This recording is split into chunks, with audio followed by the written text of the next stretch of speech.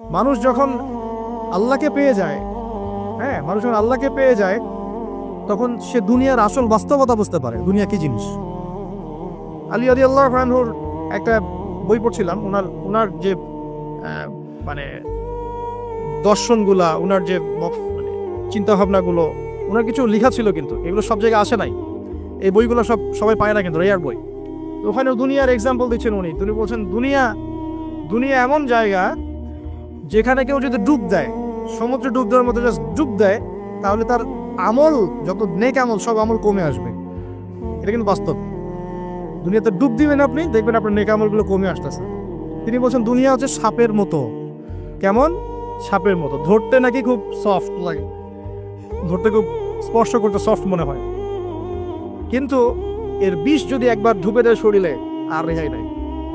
কথাগুলোর গভীরতা অনেক। এক জায়গায় লিখছেন উনি যে আমি দুই শ্রেণীর মানুষকে নিয়ে খুব সমস্যা আছে। এক শ্রেণী হচ্ছে যারা জাহেল আবেদ, মানে ইবাদত করে, অনেক ইবাদত করে কিন্তু জাহেল, জ্ঞান নাই কিন্তু ইবাদত করে, এদেরকে নিয়ে আমি খুব সমস্যা আছে। আর এক শ্রেণী হচ্ছে যারা ব্যক্তিত্বহীন আলেম, এদেরকে নিয়ে আমি সমস্যা আছে। আলেম কিন্তু কোনো ব্যক্তিত্ব নেই, এই জন্য মানুষ তার কাছে আসে না, দূরে সরে যায়। ব্যক্তিত্বহীনতার কারণে অনেক আলেম থেকে মানুষ দূরে সরে যায়, কিন্তু একজন আলেম যদি ব্যক্তিত্বশীল হয়, মানুষ তার কাছে আসে। খেয়াল করে দেখবেন। তো উনি বলছেন আমি এই দুই শ্রেণীর মানুষকে নিয়ে সমস্যা আছে, আর পড়তে শুরু করলে মনে হয় যে পড়তেই থাকে। বলছেন যে আমি অনেক জায়গায় ঘুরলাম, অনেক কিছু দেখলাম, শুনলাম, বুঝলাম, শেষে গিয়ে বুঝলাম যে মানুষ শুধু স্বার্থের জন্যই মানুষের কাছে থাকে। বলছে কথা, তিনি বলছেন তুমি যদি ভালোবাসাকে বাড়াতে চাও তাহলে মানুষের সাথে খুব বেশি মেলামেশা করতে যাও, একটু কম মেলামেশা করো, একটু দূরত্বে থাকো, তোমাকে মানুষ ভালোবাসবে। আর তুমি যদি খুব বেশি ডুব দাও না, তখন তোমার মূল্য আর ব্যক্তিত্ব নষ্ট হয়ে যাবে। এক একটা কথা কতগুলো বলে শেষ করব, অনেক আছে। এক পর্যায়ে তিনি ফাতিমা রাদিয়াল্লাহু আনহা যে ইন্তেকাল, এই ইন্তেকালকে নিয়েও দুটো লাইন লিখেছেন। এই লাইনগুলো পড়তে গিয়ে চোখ দিয়ে পানি চলে আসছে। তিনি বলছেন তোমাকে কতদিন দেখি না, কতদিন ছুঁয়ে দেখি না, কতদিন তোমার কাছে যাই না। সবাই বলে তুমি আমার থেকে দূরে, কিন্তু সত্যি কথা হচ্ছে তুমি আমার কলিজার ভিতরে আছো। এমন করে লিখেছেন ফাতিমা রাদিয়াল্লাহু আনহা সম্পর্কে। হে আমার প্রিয়তমা, তোমাকে কতদিন দেখি না, তোমার চেহারা কতদিন দেখি না, তোমাকে কতদিন ছুঁইতে পারি না। হ্যাঁ, সবাই বলে তুমি আমার থেকে দূরে চলে গেছো, কিন্তু আমি জানি তুমি আমার কলিজার বক্ষ পিঞ্জরে আছো। লিখেছে কবিতা। তো আপনারা একটু পড়াশোনা করবেন। স্পেশালি আমি আপনাদের এনকারেজ করি যে চার খলিফার জীবনে অবশ্যই পড়বেন, চার খলিফার জীবনী পড়বেন, সাহাবীদের জীবনী পড়বেন। তারা কিভাবে দিন শিখেছেন, বুঝেছেন, পালন করেছেন, প্রচার করেছেন, দিনের জন্য কত ত্যাগ স্বীকার করেছেন, এগুলো পড়বেন। আমি খুব রিকোয়েস্ট করি আপনাদেরকে যে আপনারা ইতিহাস পড়বেন। রাসূল সাল্লাল্লাহু আলাইহি ওয়াসাল্লামের জীবনী থেকে শুরু করে একদম অটোমান এম্পায়ার পর্যন্ত ইতিহাসগুলো পড়ে দেখেন, কিভাবে ইসলাম আজকে এই জায়গায় আসছে আপনি চিন্তাই করতে পারবেন। কত চড়াই উতরাই পেরিয়ে যে ইসলাম আজকে এই জায়গায় আসছে আপনি চিন্তাই করতে পারবেন। প্রিয় ভাইরা, আমাদের নবীজি সবচেয়ে ভালো মানুষ হওয়া সত্ত্বেও তাকে কিন্তু গালি খেতে হয়েছে এবং হত্যার চেষ্টাও করা হয়েছে।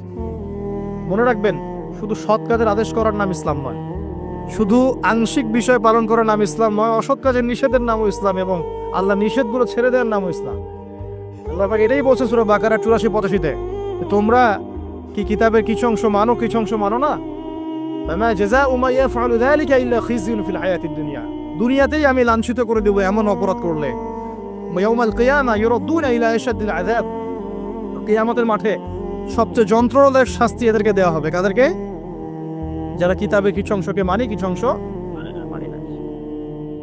পারি না পারি, আগে আকীদা পরিষ্কার রাখবো যে ইসলামের প্রত্যেকটা বিষয়ের হেদায়েত আছে, এটাই চূড়ান্ত দিন, এর বাইরে কোনো দিন আল্লাহর কাছে গ্রহণযোগ্য হবে না। কেউ চর্চা করলে তা কোশ্চিনকালও কবুল করা হবে না। এবার আসেন, এর ভিত্তি কি? এর ভিত্তি হচ্ছে দুইটা। কয়টা? দুইটা থেকে আরো দুইটা এসেছে, এই দুইটা হচ্ছে মূল। নবী সাল্লাল্লাহু আলাইহি ওয়াসাল্লাম বলছেন তারাকতু ফিকুম আমরাইন, আমি তোমাদের মাঝে রেখে গেলাম মাত্র দুটো বস্তু। কয়টা বস্তু? দুটো বস্তু। লান তাদিল্লু মা তামাসসাকতুম বিহিমা, তোমরা কোশ্চিনকালেও পথভ্রষ্ট হবে না যতদিন পর্যন্ত এই দুটাকে আঁকড়ে ধরে থাকবে। কোন দুটা? এক নাম্বার আল কিতাবুল্লাহ, আল্লাহর কিতাব। দুই নাম্বার ওয়া সুন্নাতে নবীহি, তার নবীর সুন্নত। তো কোরআন এবং সুন্নত মিলেই কোরআন এবং হাদিস নয় কি? আচ্ছা, এখন আমাদের সামনে নবীজি নাই, আমাদের সামনে সাহাবায়ে কেরাম নেই, আমাদের সামনে তাবেঈন চার ইমাম কেউই নাই, ওলামায়ে কেরাম আছেন, আর আমাদের সামনে আছে কোরআন এবং হাদিসের কিতাবগুলো। এই তো ইসলাম আমরা দেখছি, তাই না? এর বাইরে তো আমরা দেখতে পাচ্ছি না। সাহাবীরা না হয় সরাসরি নবীকে দেখে দিন পালন করেছেন, তাই না? তারপরের জেনারেশন সাহাবীদেরকে দেখে করেছে, তারপরের জেনারেশন তাবেঈদের দেখে করেছে। আমরা তো কাউকেই দেখতে পাচ্ছি না। আমরা দেখছি কোরআন এবং হাদিসের কিছু কিতাব এবং ওলামায়ে কেরাম সামনে আছে। এই তো, এই দুইটা হচ্ছে ভিত্তি। এখন এখান থেকে আরো দুটো এসেছে, একটা হচ্ছে ইজমা, একটা হচ্ছে কিয়াস। এই দুটোও ইসলামের। অনেকে বলে ইজমা কিয়াস ইসলামে নাই, কোরআন সুন্নাহ এই দুটাই। ইজমা এবং কিয়াস গুরুত্বপূর্ণ, কারণ ইজমা, সাহাবীদের ইজমা, এটা একটা খুব গুরুত্বপূর্ণ জিনিস। এবং কিয়াস ছাড়া আপনি অনেক মাসআলা বের করতে পারবেন না। ইয়াবার শব্দ কোরআনে আছে না নাই? ইয়াবা নাম শুনেছেন? শুনেন নাই? না শুনলেই ভালো। তো এই শব্দটা কি কোরআনে আছে নাকি? নাই। কোরআনে মাদকের কথা আছে। কিসের কথা? মাদক। এখন কিয়াস দরকার নাই। এই যে একটা মাসআলা, একটা মূলনীতিকে কেন্দ্র করে আরেকটা মাসআলাকে বের করা, ইস্তেহাদ করার যে মূলনীতিগুলো, এগুলো কিয়াস থেকে আসে। এটা কিয়াস। এটা ছাড়া আপনি অনেক মাসআলাই বের করতে পারবেন না সমসাময়িক। তো অবশ্যই কোরআন সুন্নাহ ইজমা কিয়াস চারটাই লাগবে। এখন কথা হচ্ছে, এইগুলো তো আর আমরা সরাসরি পালন করতে পারবো না। পারবো?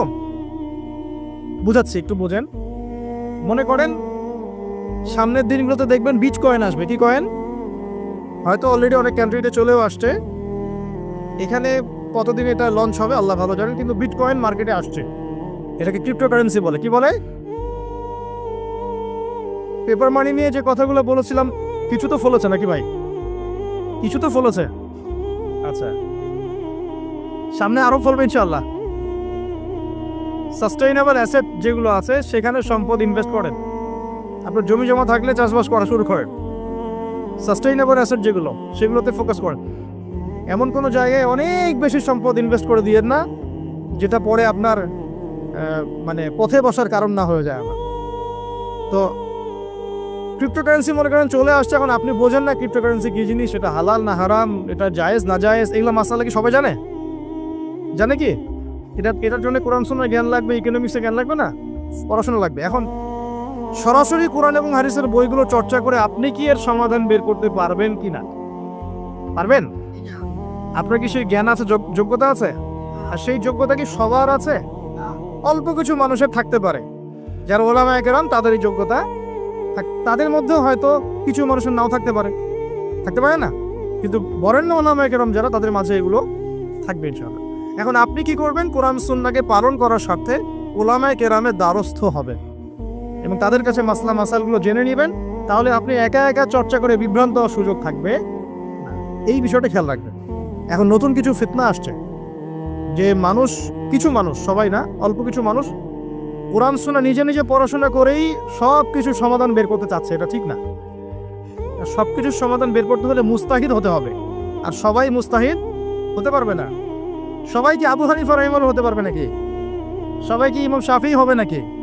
সবাই কি আহমদ বিন হাম্বল হতে পারবে? সবাই কি ইমাম মালিক হতে পারবে? পারবে। অতএব জ্ঞান চর্চার স্বার্থে, দিন পালনের স্বার্থেই ওলামায়ে কেরামের দ্বারস্থ হতে হবে, হকপন্থী ওলামায়ে কেরাম। এমন ওলামায়ে কেরামের কাছে আবার যায় না যার সকালে চা খাওয়ার সময় একটা ফতোয়া থাকে, বিকেলবেলা একটা মাই খায়, রাত্রে ফতোয়া আবার উঠে যায়। এই জায়গায় হচ্ছেন না, তাহলে সমস্যা। ঠিক আছে? তো আল্লাহ পাক আমাদের বরেণ্য ওলামায়ে কেরামদেরকে হেফাজত করুন, দোয়া করি, এবং তাদের নেক হায়াতে বরকত দান করুন, এবং তাদের মাধ্যমে দিনের আরো বড় বড় খেদমত আঞ্জাম দেওয়ার তৌফিক আল্লাহ পাক দান করুন। এবং যুব সমাজকে রিকোয়েস্ট করবো যে আপনারা ডিটাচড হয়ে থাকবেন, ওলামায়ে কেরাম থেকে ডিটাচড হয়ে আপনারা দিন পালন করতে যাবেন না, কারোর সাথে সম্পর্ক রেখেই দিন পালন করবেন ইনশাআল্লাহ। আল্লাহ সহজ করুক।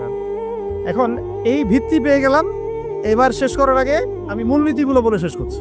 এই মূলনীতি কি ইসলামে? শোনেন, এই জায়গাটা একটু ভালো করে শোনেন। নবী সাল্লাল্লাহু আলাইহি ওয়াসাল্লাম বসে আছেন মসজিদে। একজন ব্যক্তি আসলেন, ব্যক্তির গায়ে ধবধবে সাদা জামা, চুলগুলো কুচকুচে কালো, এবং তাকে মদিনার কেউ চিনে না। লা ইউরা আলাইহি আসারুস সাফর, তার গায়ে সফরের কোনো চিহ্ন দেখা যাচ্ছে না।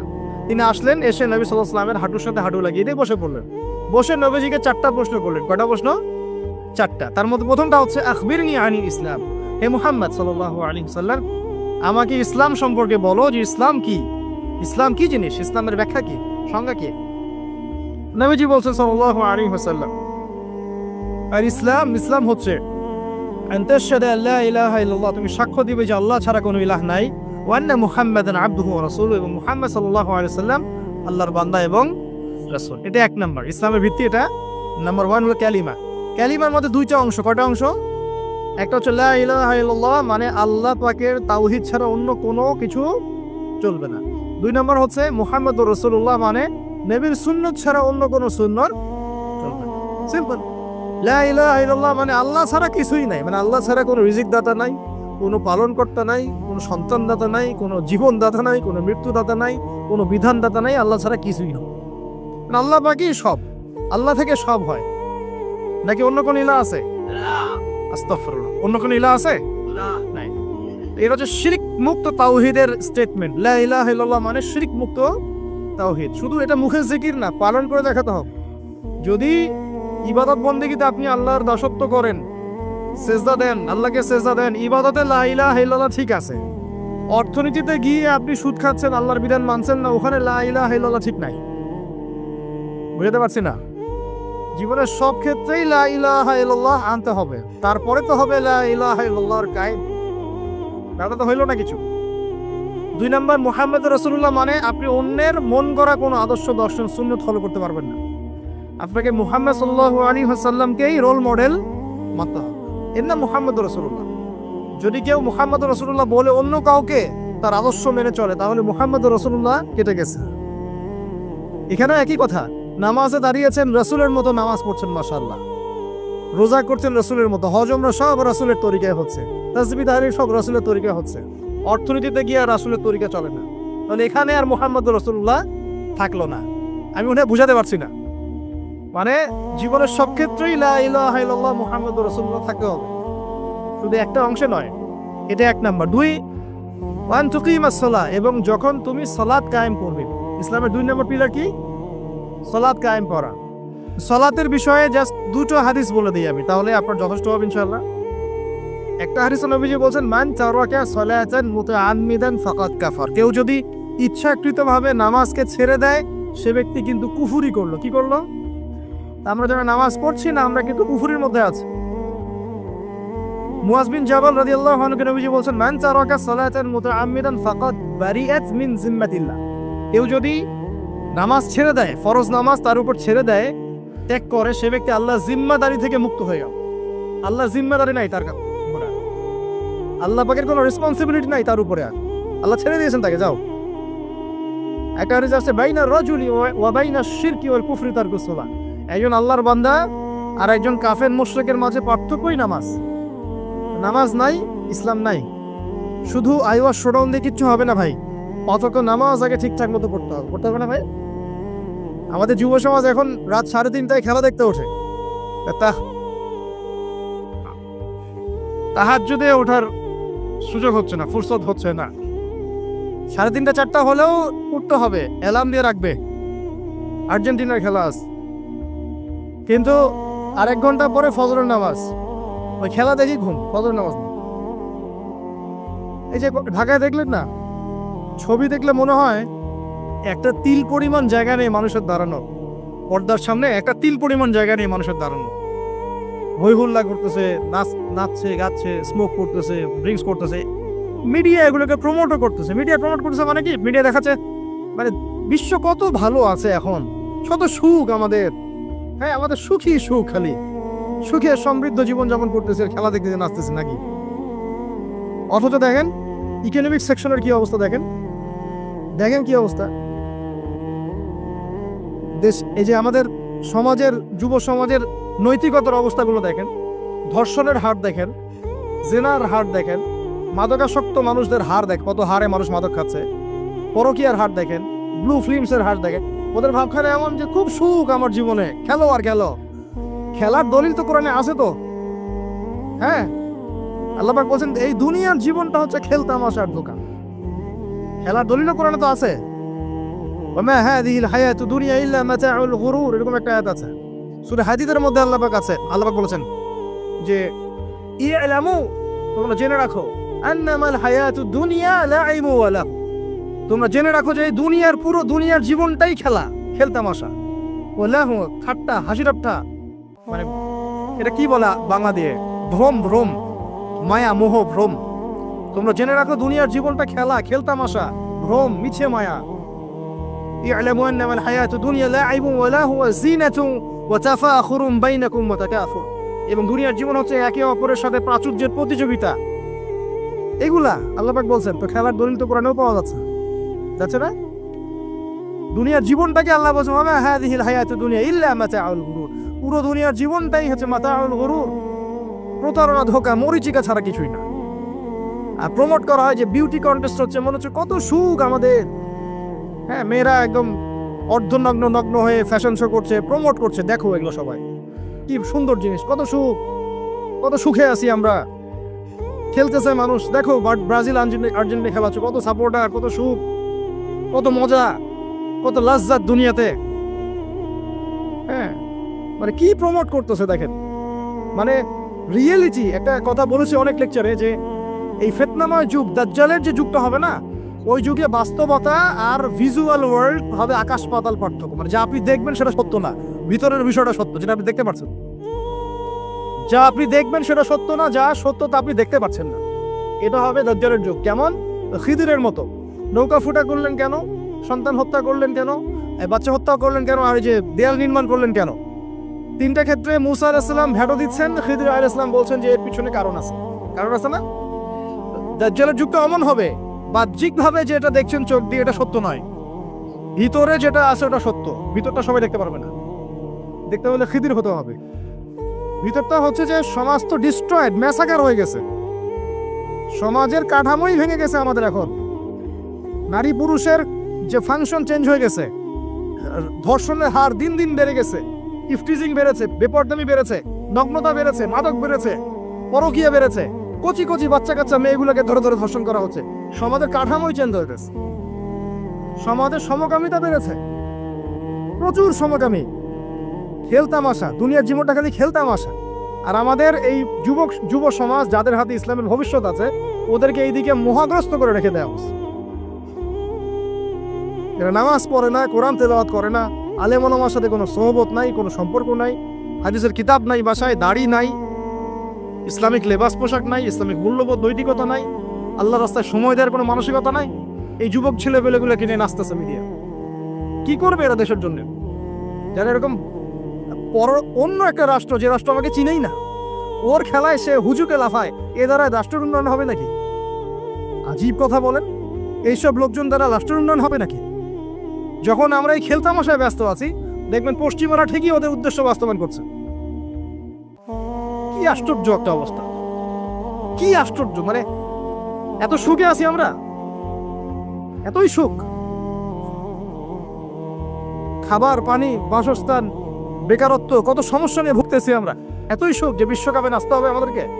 আবার এটাকে মুসলিম কান্ট্রির মধ্য দিয়ে জায়েজ করে নেওয়ার একটা পায়তারা চলছে। আয়োজন করেছে এক মুসলিম কান্ট্রি, খেলেছে আর এক মুসলিম কান্ট্রি। হ্যাঁ, এবং এটাকে দলিল নিয়ে এসে এটাকে জায়েজ করে একটা টেন্ডেন্সি চলছে, ফাইজলামি শুরু করছে। অথচ যেখানে যেখানে এগুলো হচ্ছে তার পাশে ইয়েমেন পড়ে আছে, তার পাশে সিরিয়া পড়ে আছে, যেখানে লক্ষ লক্ষ মানুষ না খেয়ে পড়ে আছে। ইয়েমেনে লক্ষ লক্ষ শিশু না খেয়ে মরতেছে এখন। ওদের 2013-14 সাল থেকে নিয়ে 2022 পর্যন্ত প্রায় 3.5 লক্ষ মানুষ মারা গেছে ইয়েমেনের এই ঘটনাগুলো, গৃহযুদ্ধ এবং এই যে আরব কান্ট্রিগুলোর মধ্যে কনফ্লিক্টের মতো, এবং প্রায় 60% সেখানে বাচ্চা কাচ্চা। আপনি এত টাকা পয়সা খরচ করে এগুলো আয়োজন করতে, আমরা প্রমোট করতেছি, এর 5% টাকা ওদেরকে দিলেই তো ওদের 3 বেলার খাবার হতো। সিরিয়ার মানুষগুলোকে দেখেন গিয়ে, ওখানে তো ওটা রঙ্গমঞ্চ হয়ে গেছে। মানে যে যার স্বার্থ এখানে ঢুকে, ওখানে ইসরায়েলও ঢুকছে, আমেরিকাও ঢুকছে, তুরস্কও ঢুকতেছে, ওখানে আগে রাশিয়া ছিল, ওখানে বাশার আল আসাদ, সব মিলে জগা খিচুড়ি অবস্থা একটা। মানুষের মানবতা, জীবনযাত্রা নাই, জীবনের কোনো মূল্য সেখানে নাই। প্রচুর মানুষ, ছোট ছোট ছেলে পেলে দেখবেন না খেয়ে ওখানে মারা, উদ্বাস্তুর মতো তাঁবুর নিচে জীবনযাপন করে। এটা দেখেন না চোখে? ওখানে একটা খেলা, হুদাই একটা খেলা নিয়ে তো লাফালাফি করতেছে, পাশে এতগুলো মানুষ না খেয়ে মারা যায়, কোনো খবর নাই। নিজে ভরপেট খাই, প্রতিবেশী অনাহারে থাকে, মুমিন হবে? কিসের ইসলাম ফলো করতেছি আমরা আসলে? আমরা যে ইসলামটা ফলো করতেছি এটা পশ্চিমাদের শেখানো ইসলাম। আমরা রাসূলুল্লাহ সাল্লাল্লাহু আলাইহি ওয়াসাল্লামের শেখানো ইসলাম ফলো করতেছি না। আমার স্ট্রেট কাট কথা একদম। আমরা যে ইসলামটা ফলো করতেছি এটা হচ্ছে পশ্চিমাদের শেখানো ইসলাম। রাসূলুল্লাহ সাল্লাল্লাহু আলাইহি ওয়াসাল্লাম ইসলাম ফলো করলে আজকে আমাদের অবস্থাগুলো হতো না। আল্লাহ পাক আমাদেরকে বোঝার তৌফিক দান করুন।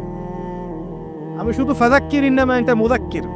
আল্লাহ পাক যে বলেছেন তুমি উপদেশ দাও, তুমি শুধু উপদেশ দাতা, লাস্তা আলাইহিম বিমুসাইতির। কারো প্রতি তুমি দারোগা নাও, আমরাও কারো প্রতি দারোগা নই। কিন্তু পুরো বিশ্বের প্রেক্ষাপটটাকে কোরআন সুন্নাহ দিয়ে ব্যাখ্যা করার দায়িত্ব আমাদের। কেউ গ্রহণ করলে করবে, না করলে করবে না। তার কবরে সে যাবে, আমার কবরে আমি যাব, সিম্পল, শেষ।